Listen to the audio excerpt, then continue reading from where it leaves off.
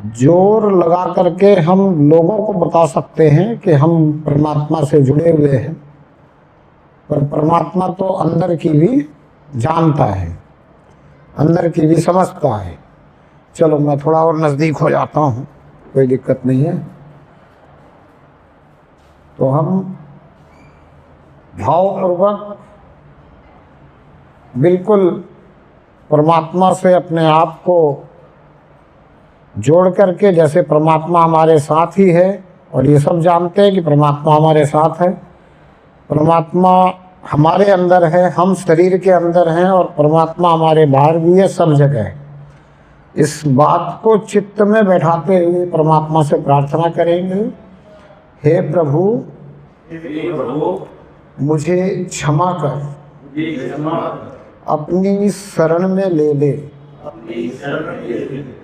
अब देखो, हम परमात्मा की शरण में आते हैं, आना चाहिए, परमात्मा से जुड़ना है। पर जब हम प्रभु से प्रार्थना करते हैं कि परमात्मा तू ही मुझे शरण में ले ले, तो परमात्मा सामर्थ्यवान है हमारे सारे विकारों को मिटा करके, हमारे जो भी गलतियां हैं उन सबको माफ़ करके हमें अपनी शरण में ले लेता है। और जब परमात्मा शरण में ले लेता है फिर जीवन आनंदित रहता है। शरण में लेने का मतलब है कि परमात्मा ने हमारी अंगुली पकड़ ली। अब परमात्मा जिसकी अंगुली पकड़ ले उसको कोई किसी भी प्रकार से दुख क्लेश हो सकता है क्या? नहीं हो सकता। तो इसलिए कोशिश, प्रार्थना भावपूर्ण हो कि प्रभु मुझे तो शरण में ले ले, मेरी अंगुली पकड़ ले। तो शब्दों का महत्व नहीं होता, भाव का महत्व होता है। परमात्मा भाव देखता है। तो भाव से ये प्रार्थना है कि हे प्रभु मुझे क्षमा कर, अपनी शरण में ले ले, जो तू चाहता है हमसे वो करवा ले। अब परमात्मा अंगुली पकड़ ले तो जैसे चलाए वैसे चलना चाहिए। अब परमात्मा ने अगर हमें चलाना शुरू कर दिया तो जीवन में जो सबसे अच्छा होना चाहिए वो होना शुरू हो जाएगा। जीवन में जो सबसे अच्छा होना चाहिए वो होना शुरू हो जाएगा। क्यों? क्योंकि हम करेंगे तो अच्छा करेंगे, बहुत अच्छा करेंगे, पर हमें पता ही नहीं है कि हमारे जीवन में सबसे अच्छा क्या होना चाहिए। यहाँ बैठे हुए सभी सज्जन वृंद, मातृशक्ति, कोई भी ये तो जानता नहीं कि हमारे इस जीवन में सबसे अच्छा हमें क्या करना चाहिए। हमें में से किसी को पता नहीं, पर परमात्मा को पता है। परमात्मा तो सब जानता है कि अगर ये मेरी शरण में आ जाए और ये मुझसे प्रार्थना करे कि प्रभु जो तू चाहता है वो करवा ले मुझसे, तो फिर मैं इससे सबसे अच्छा करवा सकता हूँ। परमात्मा को पता है कि आपके जीवन में सबसे अच्छा क्या हो सकता है। परमात्मा सामर्थ्यवान है। परमात्मा के सामर्थ्य पर शंका न करते हुए हमें नित्य ये प्रार्थना हर पल परमात्मा से करनी चाहिए कि हे प्रभु मुझे क्षमा कर, अपनी शरण में ले ले, जो तू चाहता है हमसे वो करवा ले, और मुझे ऐसी दृष्टि दे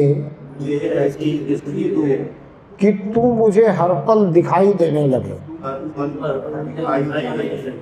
अब देखो, संत महात्मा बार बार समझाने की कोशिश करते हैं कि अगर आपको ये पता चल जाए कि आपके साथ में हमेशा परमात्मा है तो आप क्या करोगे?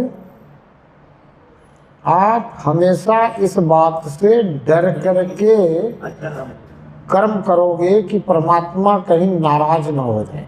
जैसे हमारे साथ में अगर हमारे माता पिता हो, हमारे अभिभावक हो, तो बचपन में हम ऐसा करते थे, जब माता पिता, कोई हमारा शिक्षक, कोई आचार्य अगर हमारे साथ होता था तो हम अपना व्यवहार अच्छा रखते थे, हम कर्म अच्छे करते थे, हम वो बात रखते थे जो अच्छी लगे गुरुजनों को, आचार्य को, शिक्षक को, माता पिता को, हमारे संबंधियों को, हमारे बुजुर्गों को, हमारे बड़ों को अच्छी लगे वो बात करते थे। तो अगर हमें ये पता चल जाए कि परमात्मा हमारे साथ में है तो फिर हम क्या करेंगे, जो परमात्मा को अच्छा लगता है वो ही करेंगे जीवन में। तो इसलिए ये अंत में प्रार्थना कि प्रभु मुझे ऐसी दृष्टि दे कि तू मुझे, मेरे लिए दृश्यमान हो जाए, तू मुझे दिखने लग जाए। अब दिखने लग जाए तो फिर परमात्मा साथ में है, ये तो सबको पता है। यहाँ जो भक्त बैठे हैं, मुझे लगता है कि सबको ये अनुभव होगा कि परमात्मा तो हमारे साथ है। जिसको ये अनुभव हो जाता है कि परमात्मा साथ है, वही परमात्मा की चर्चा को सुनने के लिए सारे काम छोड़कर भी आ जाता है। वो फिर ये सोच के आ जाता है कि करने वाला, करवाने वाला तो परमात्मा है, हमारे साथ में है, मेरा काम तो परमात्मा करता रहेगा, हो जाएगा। मैं परमात्मा के विषय में कुछ जानकारी और बढ़ा लूँ ताकि मेरा विश्वास और बढ़ जाए। ये सोच करके भक्त जो है, जहाँ संत महात्मा किसी भी प्रकार से परमात्मा का गुणगान कर रहे हों, वहाँ पहुँचता है और पहुँचना चाहिए। संत कहते हैं कि जिसको परमात्मा पे विश्वास होता है, परमात्मा वाकई में उसका काम अपने आप ही कर लेता है। कबीर ने कहा कि ना मैं कर सका, ना मैं कर सकता हूँ, ना ये शरीर से हो सकता है, जो किया सो हरि किया हुआ कबीर कबीर। बोले जो भी कुछ किया, ना मैं किया, ना कर सकूं, ना कर सके शरीर, जो किया सो हरि किया हुआ कबीर कबीर। तो इसके पीछे एक ऐसी कथा है जो संत हमेशा सुनाते हैं, और शायद कबीर के जीवन में वो कथा घटित हुई है कि संत कबीर, जैसे आप हो ना, आप सभी संत हो, गृहस्थी संत हो। गृहस्थी संत किसको कहते हैं? जो परमात्मा को याद करते हुए, परमात्मा के भाने में रहते हुए अपने जीवन को यापन करता है, वो गृहस्थी संत है। तो मैं समझता हूँ जो भी यहाँ बैठे हैं ना भक्त, वो सब गृहस्थी संत है कबीर के जैसी। कबीर भी अपने जीवन में मांग के नहीं खाते, अपना कर्म करते हैं, मेहनत करते हैं, परमात्मा का गुणगान करते हुए भी अपने जीवन यापन को गृहस्थ में कर रहे, गृहस्थी संत हैं। अब वो संत जो है अगर परमात्मा से जुड़ गया है तो बहुत ऊंची बात, बहुत अच्छी बात और बहुत ही सच्ची बात करने में सक्षम हो जाता है। हालांकि कबीर क्या थे? कहते हैं कि उनको अक्षरों का ज्ञान नहीं था, साक्षर नहीं थे। अनपढ़ नहीं कहूँगा मैं उनको कहता हूँ साक्षर नहीं थे। पढ़ना और साक्षर होने में बहुत फर्क है। जो व्यक्ति साक्षर नहीं है वो दुनिया को पढ़ सकता है, दुनिया को पढ़ लेता है, वो दूसरे के मन को पढ़ लेता है, वो व्यवहार को पढ़ लेता है कि किसके साथ कैसा। तो वो अनपढ़ नहीं थे। कबीर के लिए कहते हैं अनपढ़ थे, मैं कहता अनपढ़ मत कहो, वो साक्षर नहीं थे। अक्षरों का सिर्फ जानकारी नहीं ली थी कि कौन से अक्षर कैसे लिखे जाते हैं, लेकिन बहुत विद्वान, विद्यावान, गुणवान, बुद्धिमान थे। और उनकी जो बुद्धि थी वो पूरी तरह से परमात्मा के साथ जुड़ी हुई थी। हमें अपने चित्त को, मन को, बुद्धि को परमात्मा से जोड़ना होता है। तो जिसके कारण कबीर ने ऐसी ऐसी बातें कह डाली जिसको लोगों ने लिखी और उसके ऊपर आज भी पीएचडी की जाती है। तो उन बातों के कहने और सुनने से जो उस समय के और संत थे, बहुत से संत ऐसे भी हैं जो अपना नाम चाहते हैं, वर्चस्व चाहते हैं, अपना बहुत दिखावा भी चाहते हैं कि लोग मेरे दिखावे के कारण, मेरे ऐश्वर्य के कारण चकित हो जाए और फिर मुझे मानने लग जाए। तो ऐसे जो संत थे उस समय में, और उनके आगे जब कबीर की ये वाणियाँ, कबीर का विचार ऊपर आने लगा और लोग जो है उन विचारों को समझ करके कबीर की तरफ अग्रसर हो गए, कबीर से जुड़ने लगे, तो उन संतों ने कहा कि भाई कबीर जी अपने आप को संत कहते हैं और संत के यहाँ भंडारा होना चाहिए, और ये किसी से मांगते नहीं तो भंडारा कैसे करेंगे। बाकी संत तो आप लोगों से मांग करके भंडारा कर लेते हैं, तो बोला कबीर जी कैसे भंडारा करेंगे, ये तो मांगते नहीं, ये तो अपने आप को संत कहते हैं और कहते हैं कि मैं जो मुझे मेहनत से मिलेगा, प्रभु कृपा से मिलेगा, उसी से अपना जो है गृहस्थ में रहते हुए जीवन यापन करूँगा। तो संतों ने उस समय एक बात फैला दी कि भाई कबीर के यहाँ फलाने दिन भंडारा है। कहा भाई भंडारा कबीर का कर देते हैं, नाम फैला देते हैं, लोग आएंगे, साधु संत आएंगे, कबीर के यहाँ भंडारा भंडारा टाइम टेबल प्रचलित कर दिया, जहाँ वो जाए वहाँ सबको कहने लगे कि भंडारा है। तो बोले अब लोग आएंगे और भंडारा नहीं होगा तो लोग कहेंगे कैसा संत है, भंडारा ही नहीं कर सका। तो इसकी थोड़ी महत्ता कम हो जाएगी, इसकी थोड़ी प्रभुता कम हो जाएगी, इसका ऐश्वर्य कम हो जाएगा, इसका मान सम्मान कम हो जाएगा और लोग इसके पास कम आने लग जाएंगे, लोग इसकी कम मानने लग जाएंगे। इसके लिए उन्होंने वो एक बात, एक भ्रम लोगों में फैला दिया। कबीर जी ने जब सुना तो कबीर जी सोचे कि भाई भंडारा कैसे होगा, यहाँ तो जो है गृहस्थ भी बड़ी मुश्किल से चल रहा। तो कबीर जी ने वहाँ भी एक वाणी लिख दी, वाणी उनके मुख से निकली कि साईं इतना दीजिए जामे कुटुंब समाए, मैं भी भूखा ना रहूं साधु न भूखा जाए। अब कबीर जी ने कहा साईं इतना दीजिए, इतना मतलब कितना, इतना सा नहीं, इतना नहीं, इतना नहीं, पता नहीं कितना, और कितने साधु आ जाएं, सिर्फ साधु भूखा ना जाए, कोई साधु के सिवा और आ जाए उसकी चिंता नहीं है कबीर को। हमारे जो ऋषि मुनि थे, हमारे जो पूर्वज, उन्होंने भी एक बात कही कि अतिथि देवो भव, जो हमारे यहाँ अतिथि आता है वो देवता होना चाहिए। लेकिन हमने उसको अगर उल्टा समझ लिया कि हमारे यहाँ जो भी अतिथि आया वो देवता हो गया, तो बात गड़बड़ हो गई। हमारा देश सोने की चिड़िया कहते हैं, संपन्नता थी यहाँ, ये संपन्नता अगर खत्म हुई तो इसका कारण सिर्फ इतना था कि हमने संतों की बात को सही ढंग से समझा नहीं, हमने ऋषि मुनियों की बात को सही ढंग से समझा नहीं।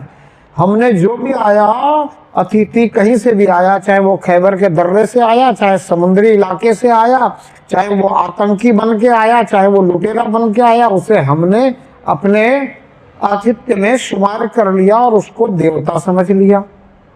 इस कारण से हम भ्रम रहने के कारण दुखी हुए। तो आज संत समाज ये चाहता है कि आप तक बात सही पहुंचे, और खास करके मैं ये चाहता हूँ कि अतिथि देवो भव का सही अर्थ आप तक पहुंचे, कि हमारे यहाँ वही अतिथि हो जो देवता हो। अब देवता तो आएंगे नहीं, तो कम से कम देवता तुल्य तो हो, कम से कम राक्षस तो ना हो, कम से कम बदमाश तो ना हो, कम से कम किसी भी प्रकार से गलत व्यवहार वाला तो ना हो, गलत चरित्र वाला तो ना हो। तो इस प्रकार से ध्यान रख के फिर आतिथ्य होना चाहिए। अतिथि देवो भव का मतलब है हमारे यहाँ अगर कोई अतिथि हो तो वो देवता हो। अगर वो देवता नहीं है तो देवता से कम है तो भी चलेगा, लेकिन राक्षस नहीं होना चाहिए, दुराचारी नहीं होना चाहिए, दुर्विचारी नहीं होना चाहिए, चरित्रहीन नहीं होना चाहिए। उसका व्यवहार, चरित्र, उसके विचार तो कम से कम अच्छे होने चाहिए। ऐसा व्यक्ति ही हमारा अतिथि होना चाहिए और उसी को हमें आतिथ्य स्वीकार करके उसकी सेवा करनी चाहिए। सबकी नहीं करनी चाहिए। इसी तरह से कबीर जी कहते हैं कि सिर्फ साधु जो है वो भूखा ना जाए। साईं इतना दीजिए जामे कुटुंब समाए, मैं भी भूखा ना रहूं साधु न भूखा जाए। साधु भूखा ना जाए, साधु के सिवा और कोई भूखा चले जाए उसकी चिंता नहीं है, लेकिन साधु हमारे यहाँ अगर आ गया वो भूखा नहीं जाना चाहिए। तो अब कबीर ने इतना मांग तो लिया कि साईं इतना दीजिए जामे कुटुंब समाए, मैं भी भूखा ना रहूं साधु न भूखा जाए। अब क्या होना था, मिल जाना था, पर क्या हुआ कि भंडारे का दिन आ गया और कबीर जी को कुछ व्यवस्था मिली नहीं। जब व्यवस्था हमें नहीं मिलती है तो हमारी अवस्था बिगड़ने लग जाती है। बिगड़ती है कि नहीं बिगड़ती है? लेकिन कबीर जी को व्यवस्था नहीं मिली तो अवस्था नहीं बिगड़ी। संत को व्यवस्था मिले या ना मिले, संत की अवस्था नहीं बिगड़ती। संत के विचार में, संत के व्यवहार में कोई फर्क नहीं पड़ता। उसका तो जो व्यवहार है, जो विचार है वो बना ही रहेगा। तो कबीर जी को कोई फर्क नहीं पड़ रहा है। वो कहीं कोई हाय तौबा नहीं मचा रहे हैं, वो किसी से मांगने नहीं जा रहे हैं। क्यों? पूर्ण विश्वास है कि करेगा तो परमात्मा ही, करवाने वाला तो परमात्मा ही है। किसी के अंदर से अगर किसी ने बोला है तो वो भी परमात्मा ने बुलवाया होगा। जैसा परमात्मा चाहता है वैसा हो रहा है। क्यों? क्योंकि वो पूरी तरह से परमात्मा के भरोसे है, परमात्मा पर उनको विश्वास है और परमात्मा के सामर्थ्य पे उनको शंका नहीं है। तो हमें भी परमात्मा के सामर्थ्य पे शंका नहीं रखनी चाहिए।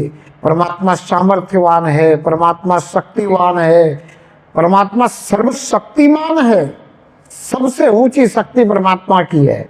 और हमारे से अगर कोई थोड़ी सी ऊंची शक्ति वाला, ऊंची पावर वाला, ऊंची पहुंच वाला, ऊंची पद वाला होता है तो हम उसे कहते हैं कि आप तो हमारे से बहुत ऊपर, कहते हैं ना, हमने उनको ऊपर वाला मान लिया होता है। तो परमात्मा को भी इसीलिए ऊपर वाला कहते हैं क्योंकि परमात्मा का सामर्थ्य सबसे ऊपर है, परमात्मा सर्वशक्तिमान है। परमात्मा से ऊपर इस संपूर्ण चराचर जगत में, इस संपूर्ण ब्रह्मांड में और कोई नहीं है।